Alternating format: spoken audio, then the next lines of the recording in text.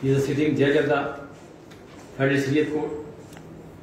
اور ہماری خوش نصیبی اور آپ کی خوش نصیبی کہ آج وہ یہاں تشریف فرما ہوئے اور ان کا تعلق اسی بار سے ہم نے اکٹھے شروع کی وکالت 1991 میں.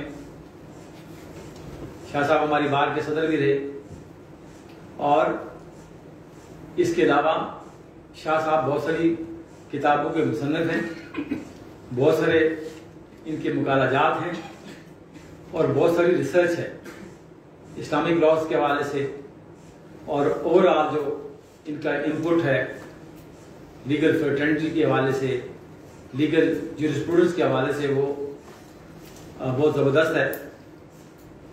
آج کل فیڈرل شریعت کورٹ میں ہیں اور جو مارکٹر لا ججمنٹ ہے سود کے اوپر آپ نے پڑھی ہوگی, اگر نہیں پڑھی تو آپ ضرور پڑھیے, جو 22, 23, 24 سال سے وہ پینڈنگ تھا, وہ سود کا جو ایشو تھا کانسٹیٹیوشن کے حوالے سے بھی, اور اس کے تو وہ شاہ صاحب نے اپنے ٹینیور میں ایک بڑی زبردست ججمنٹ رینڈر کی, اور وہ آج آپ کو بحیثیت اسٹوڈنٹ کے, بحیثیت لیگل ایکسپرٹ کے, وہ آپ کو ہمیشہ گائیڈ کرتی رہے گی سود کے حوالے سے.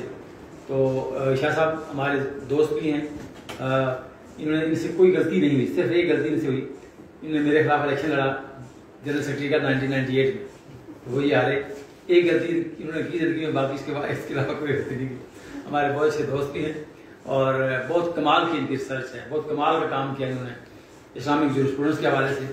اور یہ آپ کوشچنس کیجیے, آپ ان کی جو ایکسپوجر ہے اس سے فائدہ اٹھائیے.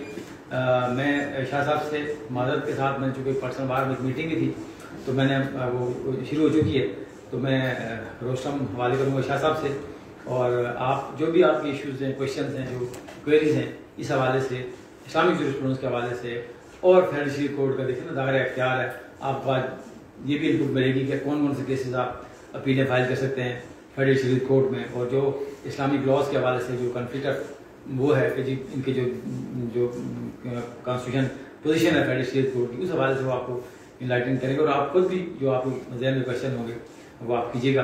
تو میں گزارش کروں گا جسٹس سید محمد انور صاحب سے, جج فیڈرل شریعت کورٹ, کہ وہ آئیں اور اپنا لیکچر ڈیلیور کریں. سید محمد انور صاحب.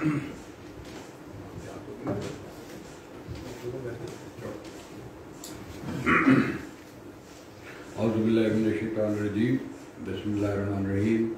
محترم جناب وائس چیئرمین اسلام آباد بار کاؤنسل راجہ عظیم خان عباسی صاحب, لائرز, سارے جو اس وقت پارٹیسپینٹس ہیں, آپ کا شکریہ. رائے صاحب آپ نے مدعو کیا, it's an honour for me to be here. مختصر تعارف کرا دیا, میں اس بار کا حصہ ہوں, اور اس حوالے سے آپ لوگوں کو ابتدائی بات یہ کہنا چاہوں گا کہ آدمی جس رشتے میں آپ بننے لگے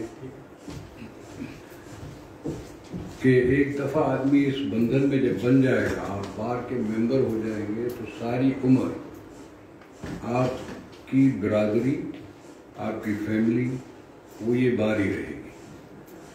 کہیں بھی چلے جائیں, بہت سارے وینیوز آئیں گے آپ کی زندگی میں, جابز آفر ہوگی مختلف قسم کی, وہ ہر جگہ ایڈجسٹ ہو سکتے ہیں, لیکن جو رشتہ آپ کی پیرنٹ بار سے قائم ہونے جا رہا ہے وہ کبھی نہیں ٹوٹے گا اور نہ ٹوٹنا چاہیے. اسی میں آپ کی جو حیثیت, اس سے جو آپ کی شناخت ہے, وہی آپ کی معاشرے میں آنے والے وقتوں میں, آپ کی زندگی میں وہی آپ کی آئیڈینٹی رہے گی.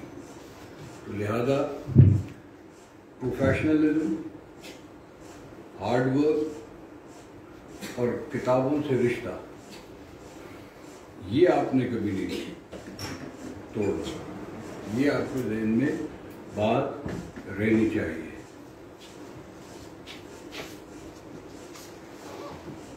جو لائرز ہیں وہ ایک حوالے سے یونیک اس لیے ہوتے ہیں کسی بھی معاشرے کے, یہ پروفیشن ایسا ہے کہ سوشل سائنسز کے باقی جتنے بھی سبجیکٹس ہیں وہ معاشرے میں کنٹریبیوٹ ضرور کرتے ہیں، لیکن اتنا امپیکٹ کوئی فرد واحد کسی معاشرے میں نہیں ڈال سکتا جتنا ایک لائر ڈالتا ہے. کہ وہ کہیں معاشرے میں کوئی خرابی دیکھتا ہے کہ غیر قانونی کام ہو رہا ہے یا جیسا ہونا چاہیے ایز پر لا وہ نہیں ہو رہا، تو وہ عدالت کے دروازہ کھٹکھٹا کے انصاف اور حقوق کی طلبی میں جس کے ساتھ ذاتی ہوئی ہے اس کو وہ حق دلا سکتا ہے، معاشرے کی اصلاح کر سکتا ہے. یہ سویلائزڈ قوموں کا طریقہ یہی ہے. جو اس وقت معاشرہ ساری دنیا میں جو اسٹیٹس ہیں، نیشن اسٹیٹ، اور جو بھی کانسٹیٹیوشن کے تحت کام کر رہی ہیں یا چل رہی ہیں، ان کا یہ کرکس ہے کہ اس میں جو جتنا امپاورڈ آدمی ایک لائر ہوتا ہے کوئی اور نہیں ہوتا، اور اس میں کوئی مبالغہ نہیں اس بات میں. مطلب اکانومسٹ آپ دیکھیں، اکانومسٹ کیا کرتا ہے؟ اینالائز کرے گا. میں کسی کو ڈیگریڈ نہیں کرنا چاہ رہا کسی دوسرے پروفیشن کو، ان کی سب کی اہمیت ہے، لیکن معاشرے پہ امپیکٹ یعنی کہ جو غلطی ہے اس کی اصلاح فرد واحد، ورنہ تو آپ کو کوئی پولیٹیکل پارٹی چاہیے ہوتی ہے، موومنٹ چاہیے ہوتی ہے.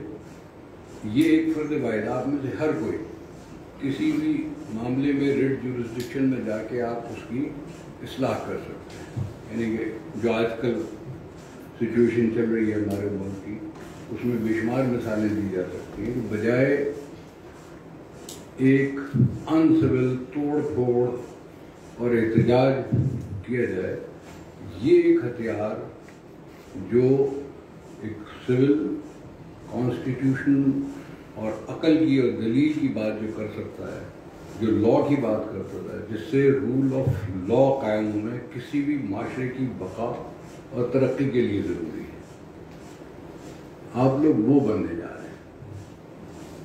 تو یہ بات اگر آپ اس پروفیشن میں داخل، یہ سب آپ نے LLB میں بھی سنی ہوں گی باتیں، لیکن یہ اب آپ عملی میدان میں داخل ہونے جا رہے ہیں. اور یہ جو اب انہوں نے سلسلہ شروع کیا ہے لیکچرز کا اور ایگزامینیشن کا، یہ قابل ستائش ہے.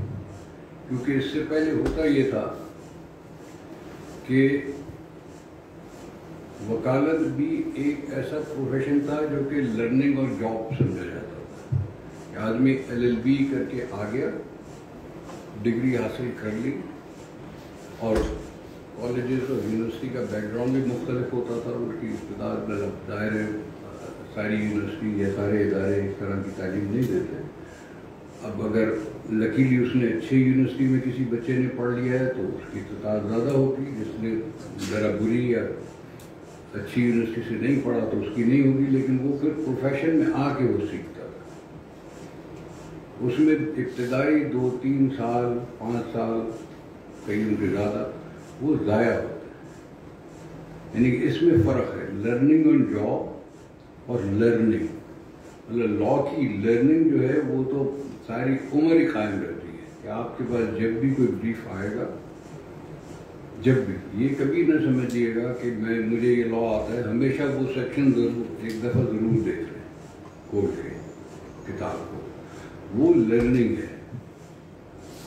لائر کبھی لرننگ سے نہیں کتراتا، پڑھنے سے نہیں کتراتا، لیکن وہ جو لرننگ جاب کا پروسیس ہے کہ آپ کی پریکٹس، آپ نے پروفیشنل ایتھکس کیا ہے، عدالت میں پیش کیسے ہونا ہے، بات کیسے کرنی ہے، بریف کیسے بنانا ہے، کیسے پریزنٹ کرنا ہے، روسٹرم کس طرح کھڑا ہونا ہے، کیا کرنا ہے، شہادت کیسے کرانی ہے. یہ اس سے پہلے اس طرح کے لیکچرز ہوتے رہے، ٹریننگ ہوتی رہے، تو اس سے وہ آپ اس وقت شاید بور ہو رہے ہو کہ یہ کیا مسلط ہو گیا، ہم کہ لیکچرز ہو رہے ہیں اور 2-2 گھنٹے بیٹھ رہے ہیں، انٹرویو بھی ہوگا.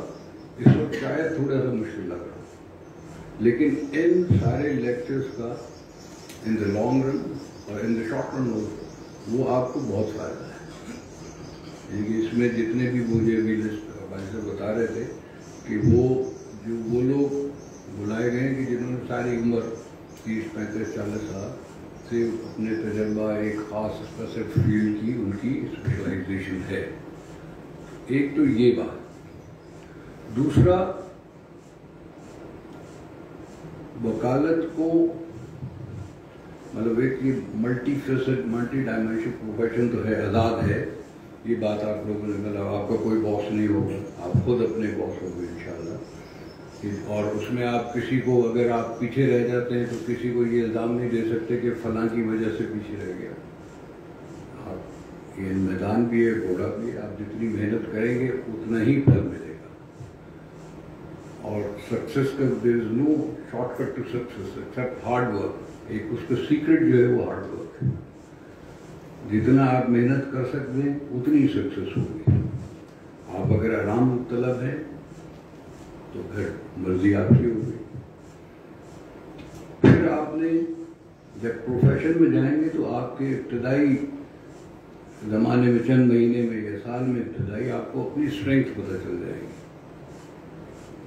وکیل آپ سارے بچے جو بیٹھے ہوئے ہیں سب ماشاءاللہ LLB کر کے آئے ہیں، لیکن سب کی صلاحیتیں ایک دوسرے سے مختلف ہیں. کسی کی اسٹرینتھ ہوگی کہ وہ اچھا بول سکتا ہوگا،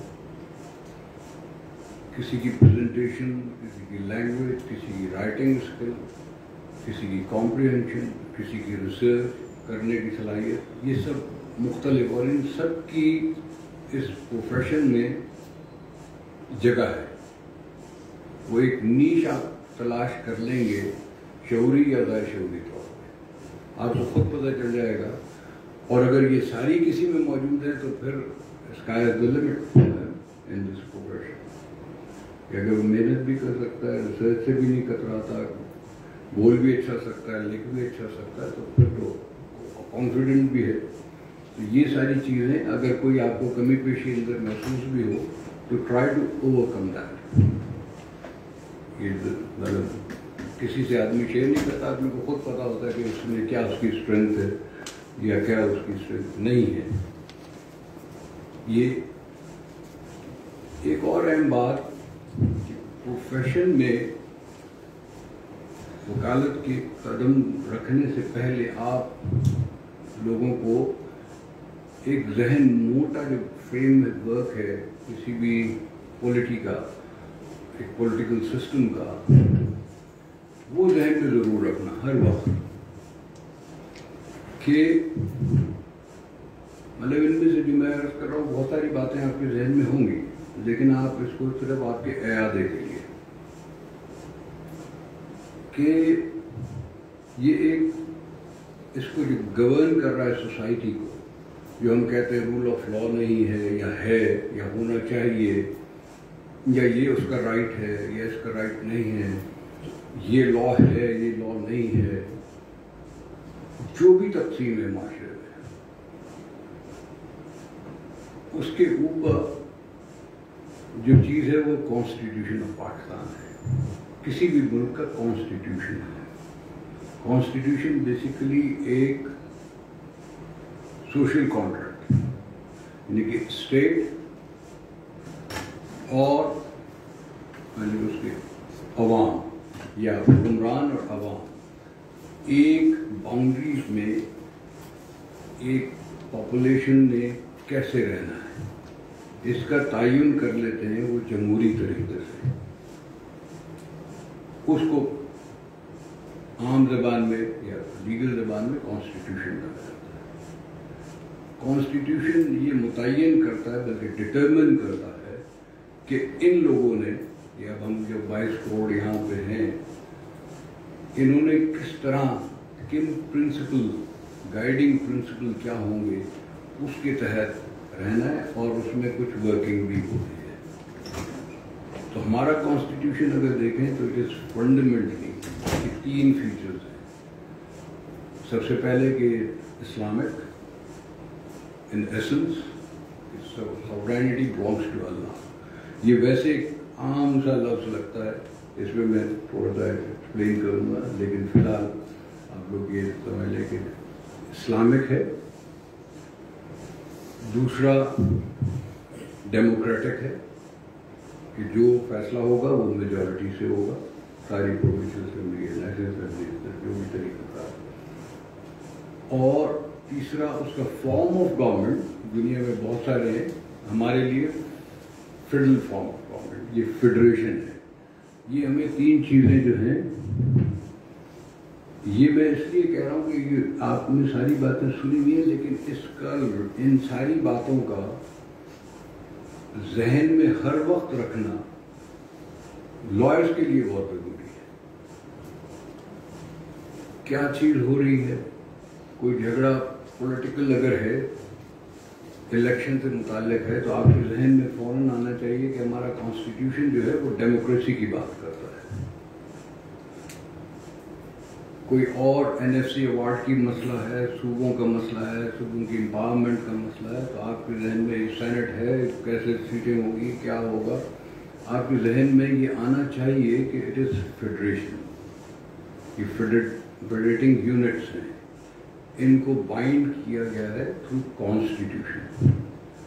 یہ میکانزم آپ کے ذہن میں، یہ ترتیب آپ کے ذہن میں ہوگی تو آپ کے پاس جب کلائنٹ آیا کرے گا یا کوئی بھی پروپوزیشن آئے گی تو آپ کو وہ سمجھنے میں اور اس کو حل کرنے میں، اس کو حق دلانے میں یہ مدد دے گی۔ اور سب سے اوپر اسلام ہے۔ سوورینٹی بلانگس ٹو اللہ کا جو اس سے متعلق آرٹیکل 2A ہے اور آبجیکٹو ریزولوشن کو اس کا حصہ بنایا گیا انڈونیشیا کانسٹیٹیوشن کا، وہ پڑھنے سے متعلق ہے۔ کانسٹیٹیوشن آپ جب کھولیں تو ایک نظر اس کو دیکھ لیں۔ یہ ہم عام روایتی باتوں میں ہی بولتے رہتے ہیں کہ جی یہ یوں ہے، اس کا مطلب یہ ہے لیگل سینس میں کوئی اور ہاں ایک اور بھی بات یاد رکھ لیں کہ وہ لائر ہمیشہ چیزوں کو آبجیکٹیولی دیکھتا ہے، سبجیکٹیولی نہیں دیکھتا۔ یہ آپ کو پتہ ہی ہوگا کہ مطلب اس میں کیا فرق ہے کہ اگر کوئی کہے کہ یہ جگ پڑا ہے، صرف اگر اتنا کوئی کہہ دے یہ جگ ہے تو دس از آبجیکٹیو اسٹیٹمنٹ۔ لیکن اگر یہ کہے یہ گلاس کا جگ ہے، اس میں پانی بھی پڑا ہوا ہے، اس کا ایک ڈھکنا بھی ہے، اس کے ساتھ کچھ ایڈجیکٹو لگا دے، اس کی تعریف کرے، اس کا ہینڈل بھی ہے، تو یہ پھر سبجیکٹو تھنکنگ ہو جائے گی، یہ ایکسپلینیشن ہو جائے گی۔ یعنی چیز کو ویسے ہی دیکھنا جیسی وہ ہے، اس کے بعد اضافی بات ہے۔ تو لائر کے پاس جب کوئی ایشو آتا ہے، یا عام بھی معاشرے میں بھی، یہ اپنی آپ تھنکنگ کے لیے یہ ہمیشہ اپنے ساتھ رکھیں کہ یہ جو تبصرے ہو رہے ہوتے ہیں، روز ہر وقت ٹی وی پہ چل رہے ہوتے ہیں اور بہت ساری باتیں چل رہی ہوتی ہیں، ٹاک شوز ہو رہے ہوتے ہیں، تو وہ نارملی باتیں سبجیکٹو ہو رہی ہوتی ہیں۔ لائر اس سے قطع نظر ہو کے، اس سے ذرا سا اوپر ہو کے آبجیکٹیولی چیزیں، پھر اپنی رائے بھی رکھ سکتا ہے، رائے رکھنا کوئی بری بات نہیں ہے، لیکن پہلے چیزوں کو صحیح اینالائز کرنے کے لیے لائر کو ہر چیز کو آبجیکٹیولی دیکھنا ہوتا ہے، خاص کر لیگل بریف۔ لاء میں کوئی جذبات نہیں، سیدھی جو چیز لکھی ہے اس کا وہی مطلب ہے جو وہ لکھی ہے، اس کے بعد اس کو جوڑ کے آرگومنٹیشن وہ ایک علیحدہ اس کا ایک فن ہے، ایک آرٹ ہے، اس کا طریقہ ہے۔ لیکن سب سے پہلے اپنی ذرا سا اس کے لیے زور لگانا پڑتا ہے آدمی، کیونکہ ہر شخص اپنی ایک سوچ رکھتا ہے۔ آبجیکٹیولی تھنکنگ بٹ ڈیفیکلٹ، لیکن بہرحال یہ آپ لوگ اپنے اس کی عادت ڈالیں۔ تو سوورینٹی بلانگس ٹو اللہ کا مطلب یہ ہے کہ اس مملکت میں جس کا یہ کانسٹیٹیوشن ہے 1973، اس میں کوئی ایسی قانون سازی نہیں ہوگی جو قرآن و سنت سے متصادم ہو۔ اب یہ ایک جملے کو اگر پھیلائیں تو تو آپ نے پورے قرآن و سنت کو اس میں شامل کر لیا. اسی عام چھوٹی اسٹیٹمنٹ نہیں ہے, سوورینٹی بلانگس ٹو اللہ. لا سے متعلق جو حکم شرعی ہیں, یعنی کہ اللہ تعالیٰ نے جو احکامات قرآن میں فرمائے ہیں اور حضور نبی کریم صلی اللہ علیہ وسلم نے ان کی تشریح احادیث میں کے ذریعے کی ہے اور سنت کے ذریعے ہمارے پاس موجود ہے, وہ ہمارے لیے ان کو فالو کرنا ہماری یہ ہمارے اوپر پابندی ہے کہ ہم اس کو فالو کریں گے as per constitution of the state. یہ علاوہ اس کی بات ہو رہی ہے کہ جو ہم پہ ویسے مذہب کو ہم نے اس پہ عمل کرنا ہے. نماز روزہ یہ تو ہر ایک کے اپنے اعمال اپنے اپنے ہیں, لیکن اسٹیٹ کی یہ ذمہ داری ہے. اس کو گارڈ کرنے کے لیے کانسٹیٹیوشن ایک میکانزم ہے. اس کے حوالے سے چیپٹر 3A کانسٹیٹیوشن کا جو ہے وہ اس سے ڈیل کرتا ہے, جو فیڈرل شریعت کورٹ سے متعلق ہے. اس کے کئی سیکشن ہیں, کورٹ کیسے ہوگی, کتنے ججز ہوں گے, یہ ساری باتیں تو اس میں ہیں. لیکن آپ کے حوالے سے فی الحال, ویسے تو سارے چیپٹر ریلیونٹ ہے جب آپ شریعت کورٹ کی بات کرتے ہیں, لیکن فی الحال اس کی جورسڈکشن کے حوالے سے موٹی سی دو باتیں ذہن نشین کر لیں. ایک, اس کی دو قسم کی جورسڈکشن ہے, ایک اوریجنل جورسڈکشن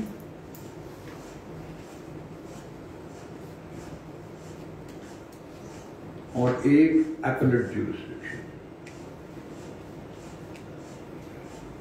جیسے نام سے واضح ہے کہ ایپلیٹ جورسڈکشن آپ کو اندازہ بھی ہوگا کہ وہ ہوتی ہے کہ جب کوئی مقدمہ کسی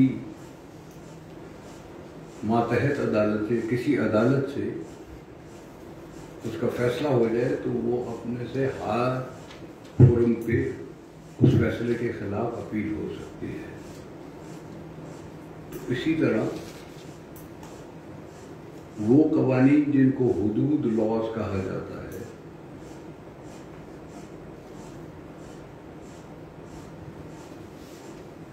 جو بھی کرمنل کیسز میں جب ایسے سیکشن لگے جو کسی بھی حدود لا میں سے کسی بھی لا کا کوئی سیکشن ہو,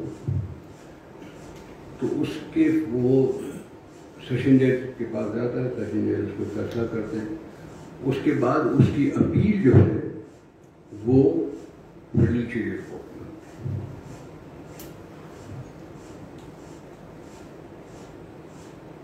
یہ اس کی ایک جورسڈکشن ہے ایپلیٹ. دوسری جورسڈکشن جو ہے وہ زیادہ اہم سمجھی جاتی ہے اور اس کی اہمیت بھی ہے, ایک جو کانسٹیٹیوشنل بیک گراؤنڈ اور ہمارے سوسائٹی کے حوالے سے, وہ ہے شریعت پٹیشن کی.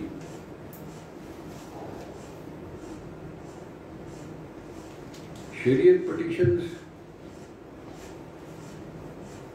کیا ہوتی ہے کہ کوئی بھی قانون یا کوئی کسٹم یا کوئی یوزیج کسی علاقے میں, پاکستان کے پورے ملک میں یا کہیں کسی خاص علاقے میں, اگر کوئی بھی سٹیزن آف پاکستان یہ سمجھتا ہے کہ یہ قانون, کسٹم یا usage is against the injunction of Islam, تو he or she can challenge through Shariat petition and through Shariat court. اور وہ اپنے دلائل, یہ اپنی خواہش نہیں, اپنے دلائل دے گا کہ جی یہ قرآن کی آیات ہیں, یہ احادیث ہے, ان سے یہ متصادم ہے ان ہی وجوہ کی بنا پر. صرف قرآن اور سنت کی بنیاد پر.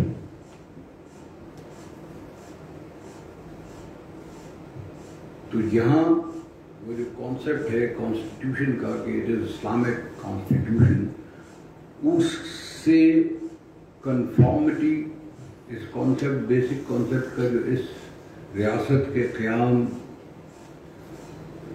کی وجہ تھی، اس سے کنفارم کرنے کے لیے یہ ایک سمجھے کہ ایک کریکٹیو وہ ہے لینے کا طریقہ کار، سول طریقہ، کہ اگر کوئی سمجھتا ہے کہ خالی سیاسی باتیں نہیں، ناجب نہیں، کچھ نہیں، آپ کے پاس دلائل ہیں، دلائل لے کے آئیں، پیش کریں، دلائل اگر صحیح ہیں تو وہ پھر فیصلے کے تحت وہ قانون یا قانون کی وہ شک یا وہ کسٹم یا وہ یوزج وہ ڈکلیئر ہو جائے گا کہ یہ ان اسلامک ہے. اور اگر اس کی اپیل نہیں ہوتی، جو کہ اپیل ہوتی ہے شریعت اپیلٹ بینچ سپریم کورٹ میں، اگر اپیل نہیں ہوتی تو پھر وہ لا یا اس کی وہ شک یا وہ کسٹم نل اینڈ وائڈ ہو جائے گا. اس پہ عمل درآمد پکا ہو جائے گا، اس پہ کام رک جائے گا، اس کا اثر ختم ہو جائے گا. اس کی مثال آپ لوگوں نے اگر آپ فالو کر رہے ہیں ریسنٹ پاسٹ میں، تو میں 2-4 مثالیں دے دیتا ہوں. ایک بھائی صاحب نے ذکر بھی کیا تھا کہ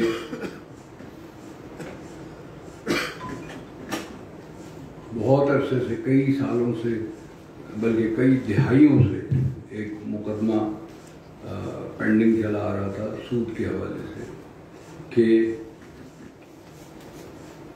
جو بینکنگ انٹرسٹ ہے وہ حرام ہے، وہ سود ہے اور لہذا حرام ہے. اس پہ پہلے فیصلہ ہوا، پھر شریعت اپیلٹ بینچ نے اس کو انڈوز کیا، پھر اس کے بعد وہ ریمانڈ ہوا، پھر وہ پڑا ہوا تھا. ایک لمبی اس کی وہ ایک ہسٹری ہے. بہرحال الحمدللہ وہ فیصلہ ہو گیا اور اس پہ پہلے گورنمنٹ نے، باقی ادارے بینک سے اس میں تھے پارٹیز، کچھ بینکوں نے، گورنمنٹ نے، اسٹیٹ بینک نے اور نیشنل بینک نے اپیل بھی فائل کر دی، لیکن پھر انہوں نے وہ وڈرا کر دی.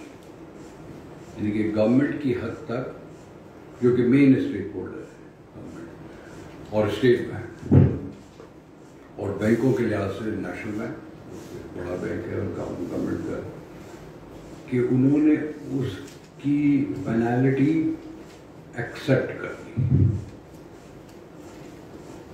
اب بینکنگ سیکٹر میں، فائنینشیل انسٹیٹیوشنز میں ٹرانزیکشن جو ہے وہ سودی نہیں ہوگی، جس کے لیے اس فیصلے میں 5 سال گورنمنٹ کو دیے گئے ہیں کہ جس دن سے وہ فیصلہ سنایا گیا اس دن سے 5 سال کے اندر آپ نے اپنی بینکنگ سیکٹر کو، اسلامک فائنانسنگ کو آپ نے انٹرسٹ فری کرنا ہے. یہ جب بھی وہ ڈکلیئر ہوتا ہے کوئی بھی لا کہ یہ ان اسلامک ہے، تو یہ پروویژن بھی آئین میں موجود ہے کہ ٹائم دیا جائے گا کہ یہ کب سے اس کا اطلاق ہوگا. فوراً ہوگا، کچھ دیر بعد ہوگا اور کتنی دیر بعد ہوگا. اس خاص ججمنٹ میں 5 سال اس لیے رکھے گئے کہ اتنی بڑی اکانومی کو آپ کسی میجیکل وینڈ سے نہیں ایک دم سے وہ کنورٹ کر سکتے ہیں. It will take time. یہ کوئی ایک ایونٹ نہیں ہے. It is going to be a process. یعنی آپ نے ایک دم سے اوور نائٹ نہیں کہ صبح سے ختم آج آپ نے نہیں لینا، ظاہر دنیا کے ساتھ چلنا ہے. اور 5 سال اس میں اس لیے دیے گئے کہ کچھ بینکوں کی مثالیں ایسی تھیں کہ جنہوں نے یہ طے کیا ان کے بورڈ میں وہ بالکل شیڈیولڈ عام بینک تھے جس طرح باقی بینک تھے. انہوں نے ڈیسائیڈ کیا کہ جی ہم نے اسلامک بینکنگ پہ جانا ہے, تو انہوں نے 5 سال میں جو ایگزامپل موجود تھی وہ پورا کنورٹ کر دیا 100% اپنے آپ کو. تو ٹیکنگ انالوجی فرام دیٹ وہ اس کو 5 سال میں مطلب it is not impossible. Example is there in Pakistan present. تو یہ سارا طریقہ کار ہے, یعنی کہ یہ اس لیے آپ لوگ اپنے ذہن میں رکھیں کہ بہت ساری باتیں اسلام کے حوالے سے بھی, جوڈیشل سسٹم کے بھی حوالے سے, سوسائٹی کے حوالے سے ہو رہی ہوتی ہیں, لیکن یہ کم لوگوں کو پتہ ہوتا ہے کہ طریقہ کار کیا ہے. یہ کانسٹیٹیوشنل طریقہ ہے کہ جو ایک پڑھے لکھے معاشرے نے کچھ کرنا ہے وہ کرنا تھرو لا ہوتا ہے, کانسٹیٹیوشن کے دائرے میں رہتے ہوئے. یعنی یہ 2 چیزیں ڈیموکریسی اور کانسٹیٹیوشن ہمارے لیے اہم ہے, اور کانسٹیٹیوشن سپریم اس لیے ہے, اس کی اہمیت بڑھ جاتی ہے کہ ڈیموکریسی میں ایک چیز جسے اس کو کہیں کہ اس کا بائی ڈیفالٹ ایک خرابی تو نہیں کہنا چاہیے لیکن ایک کمی ہے اس میں ڈیموکریٹک سسٹم میں جو دنیا میں ریکگنائز کی جاتی ہے کہ وہ مائنورٹی کے رائٹس جو ہے وہ انکروچ ہونے کا خطرہ ہوتا ہے. اس کو بیلنس کون کرتا ہے؟ That is the constitution. یعنی کہ پاکستان کا اگر ہم اپنی سوسائٹی کو ڈیموگرافیکلی ڈیوائڈ کریں تو every single component of this society is a minority in one way اور ادر. مطلب پروونشلزم کی اگر بات کر لیں تو اگر آپ بات کریں کسی ایک پروونس کی تو وہ rest of the Pakistan rest of the population minority ہے. اس پروونس کے اندر دیگر مائنورٹیز ہیں. ہماری کمپلیکشن جو ہے ہر 20 کلومیٹر کے بعد بدل جاتی ہے. تو لہٰذا ان سب کو بیلنس کرنے کے لیے جو ہے نا وہ کانسٹیٹیوشن اس لیے ضروری ہوتا ہے.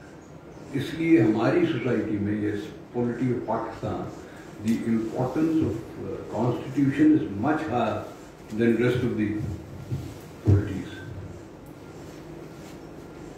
تو یہ آپ نے اس حوالے سے وہ جو اسلام کے حوالے سے sovereignty belongs to Allah,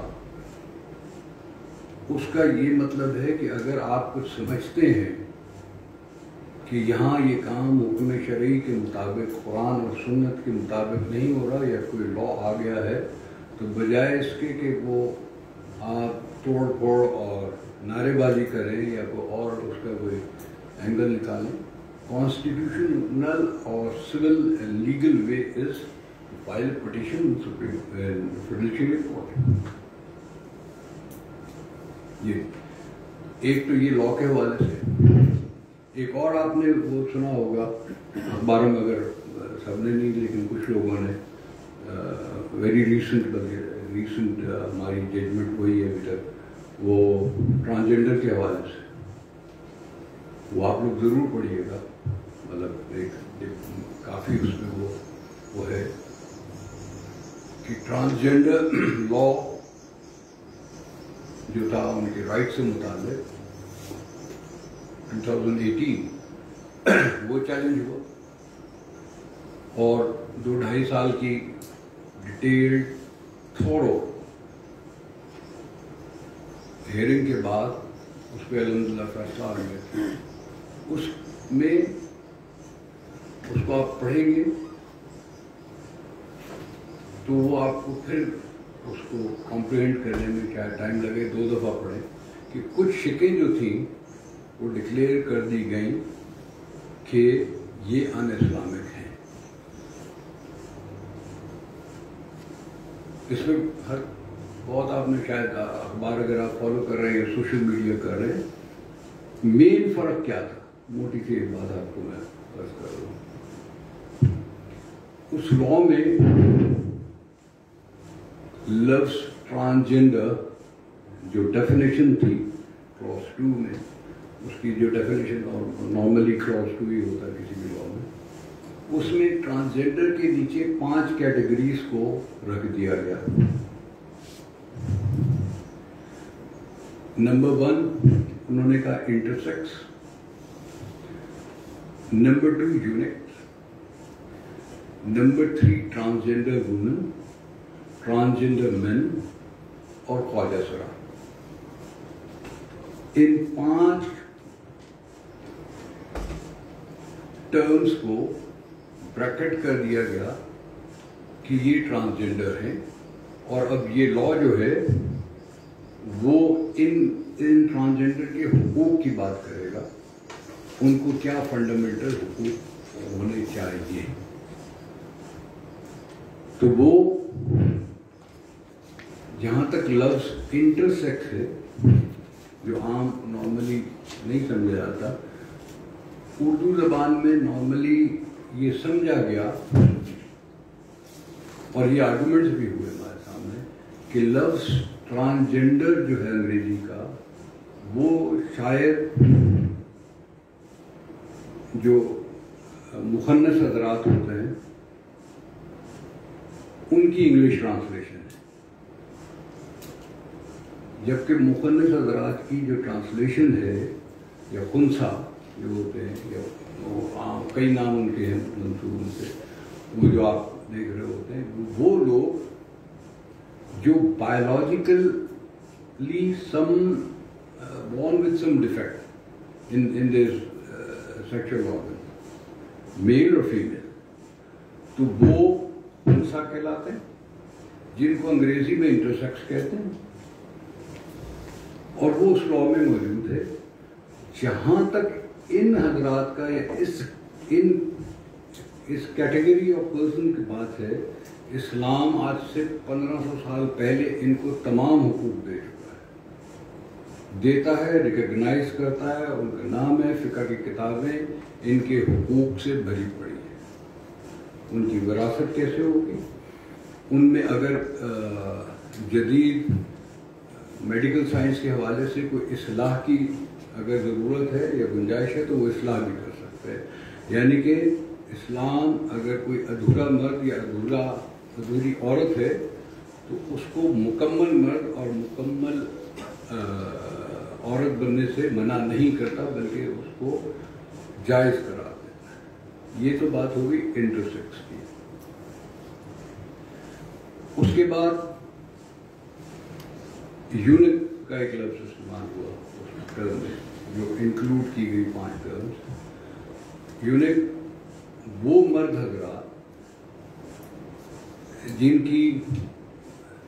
जिनमें कोई नुक्स होता है जिनसी एतबार से, या पैदाइशी या बाद में किसी हादसा या बीमारी के नतीजे पे पैदा हो जाए, तो उनको, जिसको उर्दू में या अरबी में फसी कहते हैं, तो उनके हुकूक भी वो मर्द शुमार होंगे।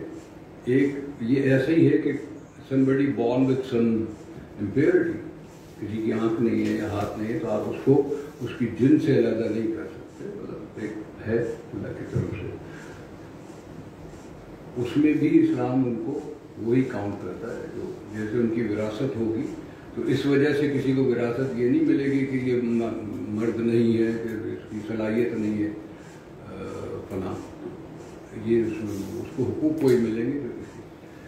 अब तीसरी बात जो है, मेल, ट्रांसजेंडर मेल और ट्रांसजेंडर, सारा क्रक्स जो था इस लॉ का वो ये था।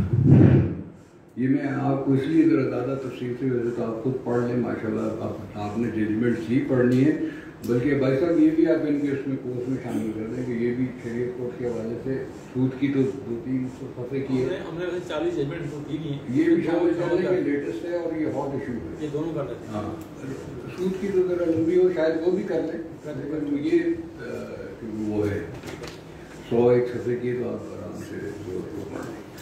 वो ट्रांसजेंडर वुमेन और ट्रांसजेंडर मेन, اس کی ڈیفینیشن پہ سارا اعتراض اس پہ تھا. وہ یہ تھا کہ اگر کوئی میل شخص جو بایولوجیکلی میل ہے وہ یہ محسوس کرے, اس کی inner feeling who for any reason, psychological, کوئی بایولوجیکل پرابلم نہیں, لیکن سائیکولوجیکلی وہ یہ فیل کرتا ہے کہ میں عورت ہوں, تو اس کو یہ حق ہے کہ وہ نادرا میں جا کے اپنا نام بدلے, اپنی جنس بدلے, اپنا ایکس کیڈر کا کارڈ لے اور وہ عورت ہو, اور معاشرہ پابند ہے کہ اسے عورت سمجھے یا پابند ہوگا کہ اسے عورت سمجھے. اس کو وہی حق ہیں جو کسی عورت کو ہوتے ہیں, وہ ہر جگہ اس جگہ جا سکتا ہے, وہ ویمن یونیورسٹی, ویمن کالج, ہر جگہ داخلہ لے سکتا ہے, کہ اس کو اس بات پہ نہیں روک سکتا. ایک یہ بات, مطلب یہ ہمارے معاشرے میں تو ظاہر ہے آپ لوگوں کو ایک دم سے سمجھ آ گئی ہوگی کہ کیا کہہ رہا ہوں میں اور کیا ہے, لیکن بھارت دنیا میں یہ ایک ایشو ہے. دنیا جو ہے وہ یہ کہتی تھی یا کہہ رہی ہے کچھ کہ نہیں اب اسے آپ سمجھیں, جس کی وجہ سے آپ نے سنا ہوگا کہ پرابلم ہو گئے کہ اولمپکس میں لوگ اپنا نام بدل کے یا اپنی اکارڈنگ ٹو دیئر فیلنگس وہ کہنے لگے ہم پارٹیسپیٹ کریں گے. ایک بیچاری وہ ٹینس کی پلیئر تھی, بیسٹ تھی, ایک میل نے اپنا نام بدلا اور اپنی مطلب جینڈر بدلا اور وہ آ کے اس نے کہا اس کو ہرا دیا. یعنی کہ اسی طرح سیم گوز ٹرانسجینڈر وومن اسی لا میں.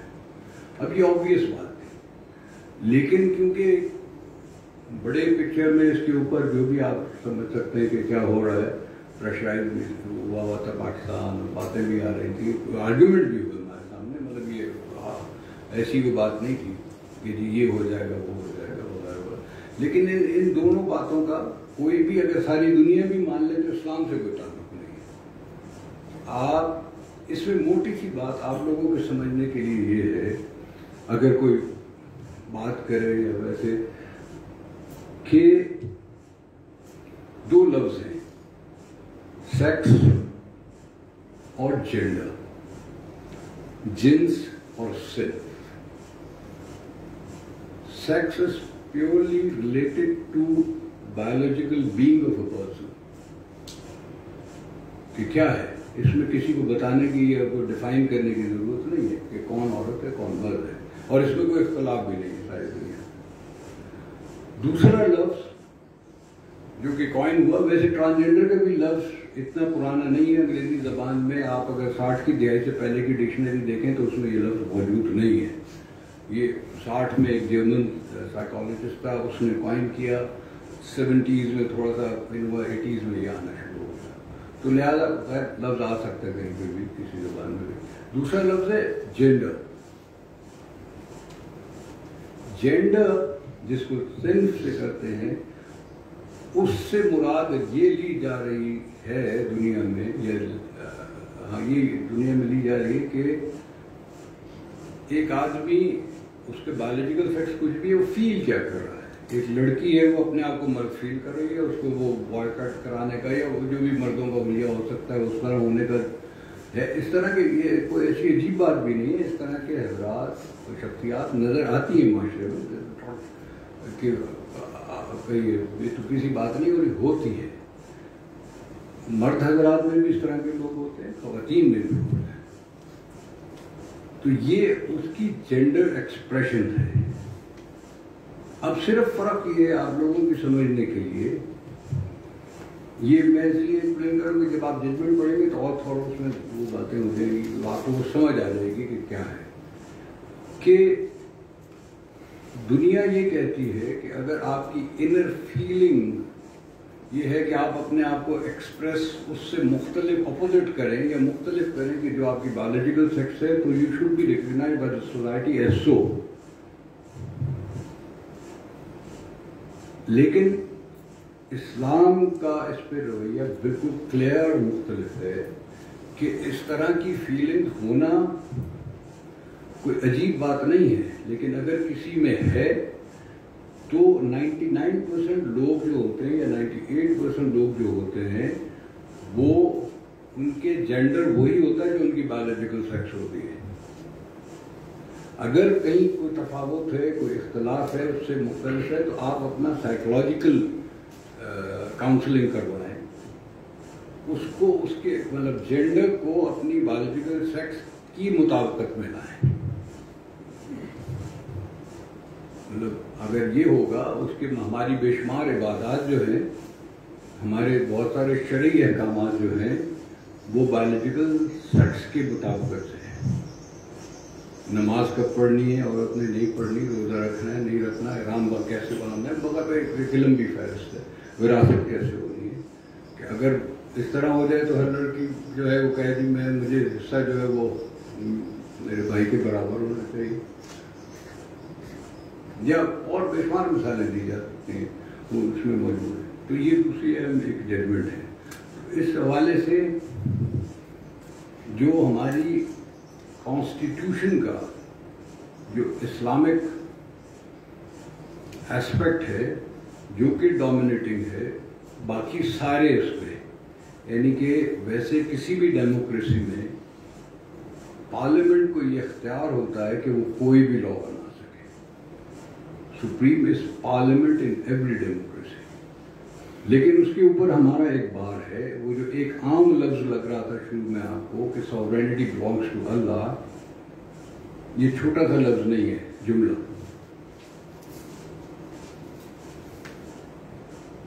یہ ایک بار لگاتا ہے آپ کے ریپرزنٹیٹیوز پہ بھی، کہ آپ نے یہ اس کی مثال موجود ہے، 2 لا کی ویسے تو اور بے شمار ہے. ایک یہ 2 لا کی ججمنٹ کے حوالے سے مثال ہو گئی، اور ایک کسٹم اور یوزیج بھی اگر ہے کسی علاقے میں، تو اس کو بھی آپ سے مراد کہ کوئی بھی سٹیزن پاکستان ڈکلیئر کروا سکتا ہے دلائل دے کے کہ یہ اس کے قرآن و سنت کے خلاف ہے. مثلا کے پی کے، یا کچھ لوگ ہوں گے کے پی کے سے بھی، کہ بھی یا آپ نے سنا ہوگا، ایک کسٹم تھا، سارے کے پی کے میں نہیں، ان کی کچھ ڈسٹرکٹ میں، سوارا یا بنی، سندھ میں بھی وہی کسٹم تھا، اس کو بنی کے نام سے، کہ اگر 2 قبائل میں یا گروہ میں یا کسی بھی لوگ افراد کے 2 گروہ میں اگر لڑائی ہو جاتی ہے اور پھر صلح ہوتی ہے، تو جس شخص یا جس گروہ پہ ذاتی ہوئی ہوتی ہے، وہ صلح کے بدلے صلح میں اپنی بیٹی یا بہن یا کوئی بھی عورت دوسرے گروہ کو دے دیتا ہے نکاح میں. اور وہ آپ سوچ سکتے ہیں کہ اس بیچاری عورت پہ کیا گزرتی، بعد میں اس کو کس طرح ٹریٹ کرتے ہوں گے، جو کہ مثالیں موجود ہیں ہمارے پاس بے شمار. وہ کہیں چیلنج ہوا، اس میں بھی ججمنٹ ابھی انہوں نے دی پچھلے سال کی، وہ بھی اگر ہو سکے تو دیکھ لیں. یہ 2 تو ہے، آپ کا کام بڑھانا نہیں چاہ رہا زیادہ، یہ 2 ہی دیکھ لیجیے. وہ کہ سوارا ایک کسٹم، جو کہ کسٹم کی ایک حیثیت ہوتی ہے لا کی، یعنی کہ عام کامن لا سسٹم میں ساری دنیا میں لا اپنی پاور ڈرائیو کرتا ہے کسی بھی سوسائٹی میں through usage and practice which is known as common law.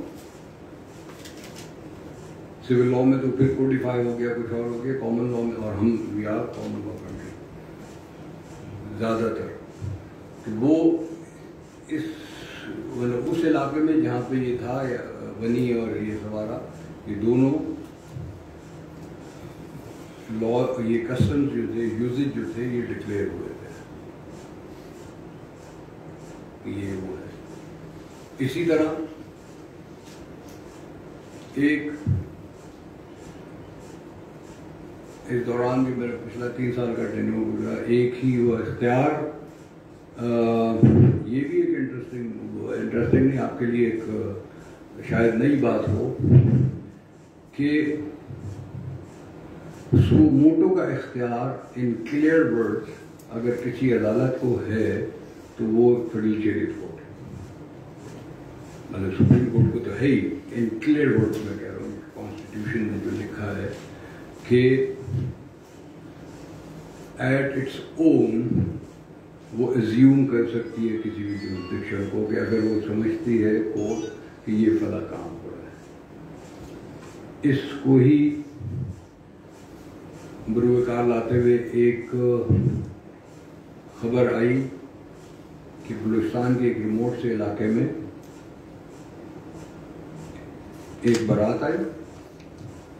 جب واپس جانے لگی تو اس بارات کے ساتھ ایک 5 سال کی بچی تھی. تو لڑکی کے باپ نے کہا کہ یہ بچی یہیں چھوڑ جاؤ, اس سے نکاح مت بنا, یا اس کی تصویر چھپی تو وہ 5 سال کی بچی بیچاری ٹیکا لگا کے بیٹھی ہوئی, اس پہ پھر ہم نے سو موٹو لیا اور وہ اس کے نتیجے وہ ڈکلیئر ہوا کہ اس طرح کی ذاتی کی کوئی اسلام میں گنجائش نہیں.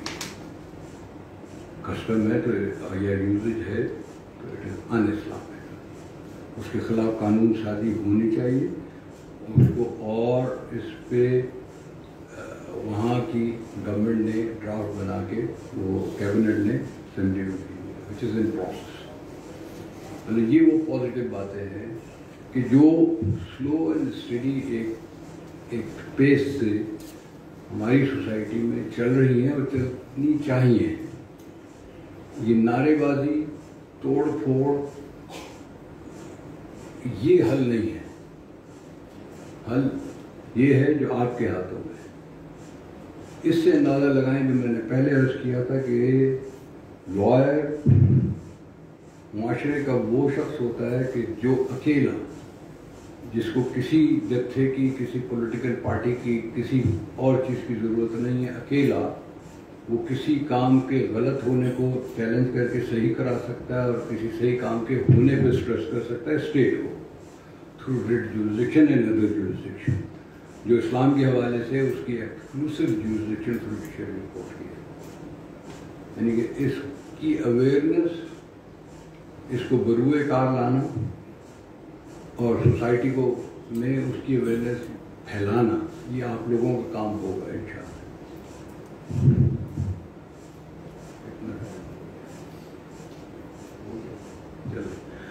اگر کوئی سوال ہے, کوئی میرے خیال ایک آدھ ہاتھ اٹھ رہا تھا یہاں سے, تو سر پلیز سود کے حوالے سے تھوڑا گائیڈ کر دیں. بینکنگ سسٹم قانون کے مطابق وہ بات اور کوئی اسلامک بینکنگ کے حوالے سے, اور کوئی دوسرا کوئی پوچھ لیں. Generally, we hear that the Quran is silent on the issue of intersex community, but you just mentioned that there are Islamic books that refer to the intersex community. وہ کون سی books ہیں؟ اور سر سورہ کے بارے میں قانون سازی کچھ ہو گئی ہے, میرا تعلق کے پی سے ہے. کس کے بارے میں؟ سورہ کے بارے میں جو ابھی آپ نے ورس کی بنی وہی کے پی کے لڑ. جی سر. اور ٹھیک, سود کے حوالے سے ایک لمبا ٹاپک ہے, ججمنٹ بھی لمبی ہے. اس پہ پہلے ایک ججمنٹ آئی 91 میں, اچھی طویل 300-400 صفحے کی وہ بھی ہے. اس کا چیلنج ہوا, پھر ایک اس کو ہی انڈوس کیا گیا شریعت اپلیٹ بینچ نے, وہ ایک 300-400 صفحے کی ججمنٹ ہے, اور جس کے نتیجے میں ایک ریویو فائل ہوا اور وہ پھر ریمانڈ ہو گیا, اور ریمانڈ ہو کے پھر ہمارے پاس کیس آیا تو وہ 22 سال ریمانڈ کے بعد یہاں پینڈنگ رہا. یہ ایک پروسیس ہے. تقریباً اس پورے کیس کو فائلنگ سے لے کے فائنل ڈسپوزل تک 3 دہائیوں سے زیادہ کا عرصہ گزرا.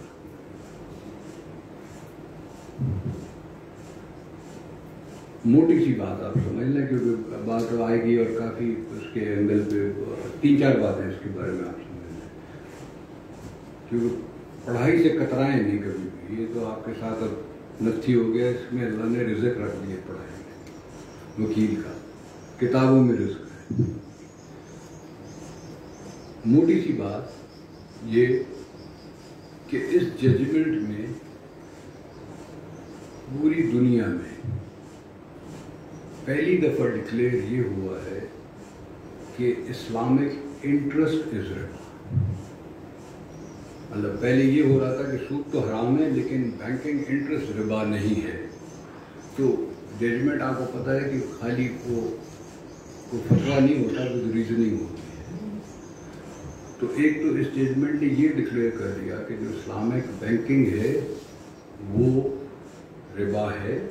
اس کے آلٹرنیٹ بھی اس میں دیے گئے ہیں اس وقت جو ہیں اور جو پاسبل ہیں یہ ہو سکتے ہیں اور وقت کے ساتھ ہوتے رہیں گے. ان کے پرنسپل جو ہیں وہ یہ ہونے چاہیے. کوئی جمود نہیں ہے اکانومی, لیکن آپ نے پرنسپلز کو مد نظر رکھنا ہے. پرنسپل کی حد تک آپ یہ سمجھ لیں کہ any transaction in this regard specifically which is asset based and risk sharing is permissible, is riba free. Asset based یعنی کہ actual asset ہونا چاہیے. asset پیسے میں پیسہ کمانا جو ہے وہ سود ہے, وہی ایکسپلائٹیشن کی بنیاد ہے. یعنی کہ it should be asset based and risk sharing. یعنی کہ ایک اس میں عنصر ہونا چاہیے, یہ نہیں کہ مجھے فائدہ ہی فائدہ ہوگا, ہر صورت میں ہوگا. ہو اللہ کرے, اچھا ہے, تجارت تو سب سے بڑی سہولت ہے, کرنا چاہیے. ہر شخص تجارت کرتے ہی اسی لیے کہ پیسے زیادہ ہیں, لیکن اس میں اس کی گنجائش ہو. یہ نہیں ہے کہ لازمی نقصان ہی ہو تب وہ حلال ہوگا. گنجائش کی مطلب پاسبلٹی ہونی چاہیے اس کی نقصان کی. تو لہذا رسک شیئرنگ اور ایسٹ بیسڈ ٹرانزیکشن جو ہے, یعنی کہ دو باتیں مین آپ یہ اگر سمجھ لیں کہ یہ ایک اور بھی اس کے حوالے سے یہ سمجھ لیں کہ اس پہ 5 سال دیے گئے. تو یہ بھی ایک کسی نے آگے کہ 5 سال نہیں, یہ تو فوراً ہونا چاہیے, حرام چیز تو حرام ہے. جب سود کا حکم بھی نازل ہوا تھا نبی کریم صلی اللہ علیہ وسلم کی حیات طیبہ میں, تو یہ احکامات میں سب سے آخری حکم تھا. یعنی کہ فوراً نہیں نازل, سب سے آخری حکم. اس کا مطلب یہ ہے کہ اسلامک جورسپروڈنس کے حوالے سے 3 باتیں اپنے ذہن میں رکھ لیں. ہاں, کہ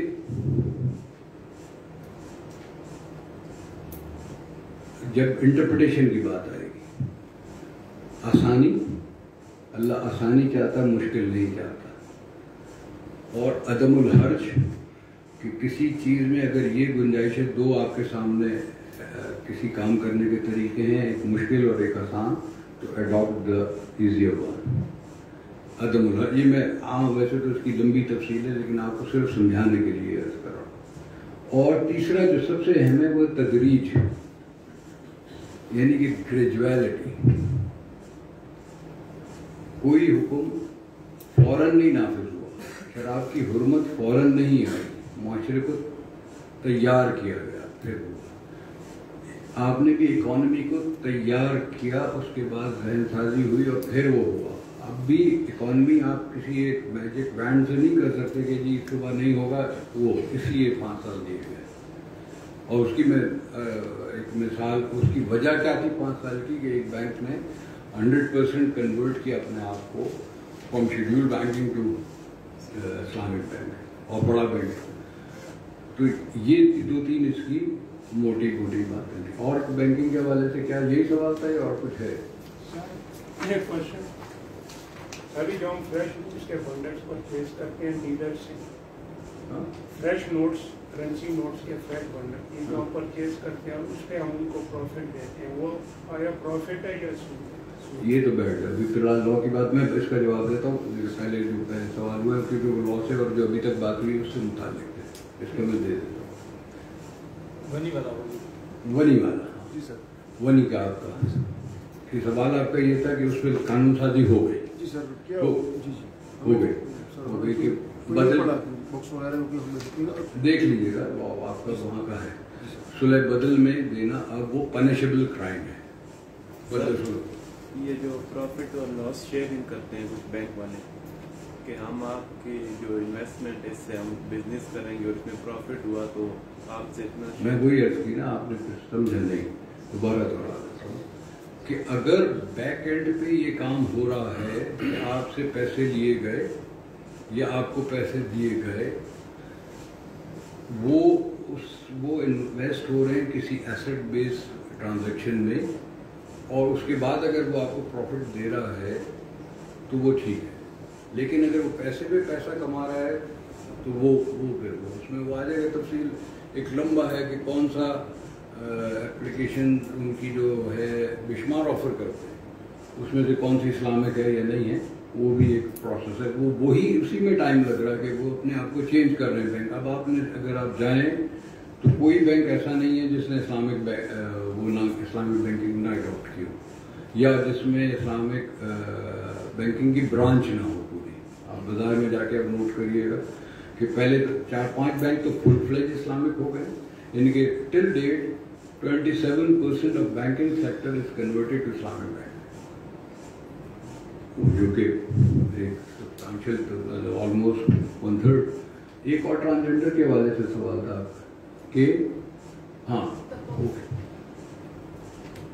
اس کے متعلق احادیث کلیئر کٹ موجود ہیں جو اس ججمنٹ میں بھی ہیں کہ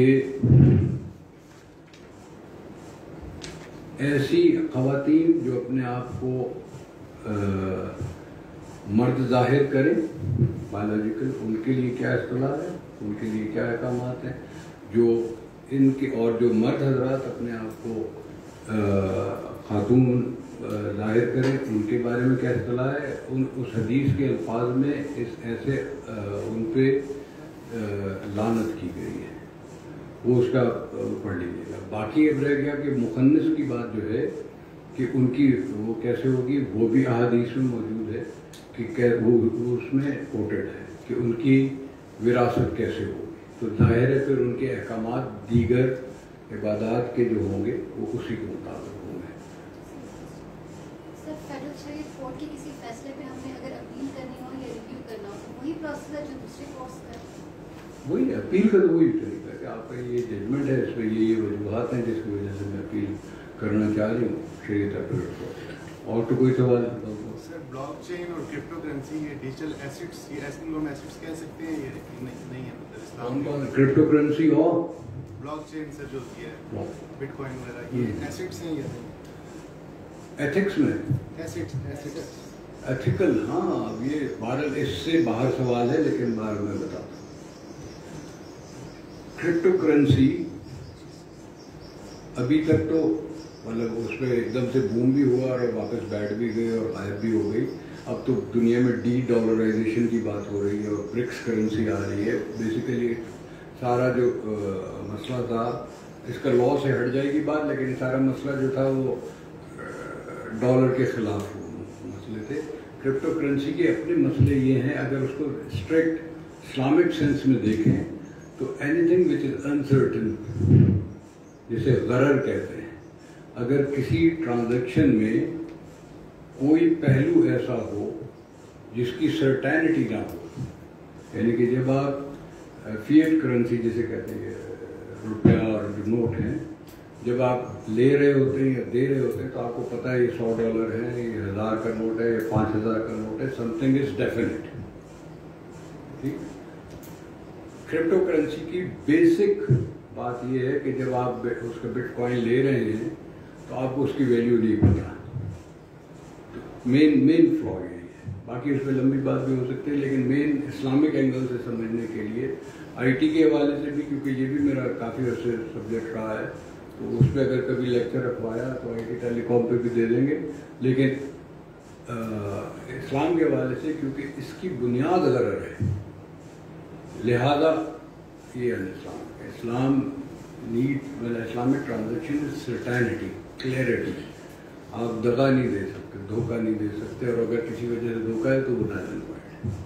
اور سر انہیریٹنس سے ریلیونٹ ایک لا ہے ہمارا پرسنل کیس ہے جس میں اگر دادا کی ڈیتھ سے پہلے باپ کی ڈیتھ ہو جائے تو پوتے پوتیوں کو شیئر نہیں ملتا، تو اس میں لوور کورٹ نے فیصلہ اس بیس پہ دے دیا کہ وہ پوتے پوتیوں کو شیئر نہیں ملے گا کیونکہ باپ کی ڈیتھ دادا کی ڈیتھ سے پہلے ہوگی، لیکن اس کو ہم ہائی کورٹ میں اپیل کر رہے ہیں مسلم فیملی آرڈیننس کے تحت، تو یہ ڈسکریپنسی سمجھ میں نہیں آتی کہ مطلب لوور کورٹ کیسے اس کو فیصلہ دیا۔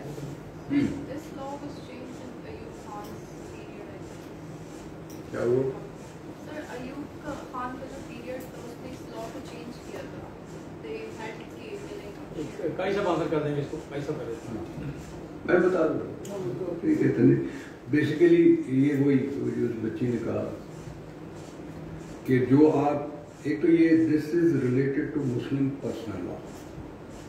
پرسنل لا کی حد تک اور پروسیجرل میٹر کی حد تک شریعت کورٹ کی جورسڈکشن نہیں ہے.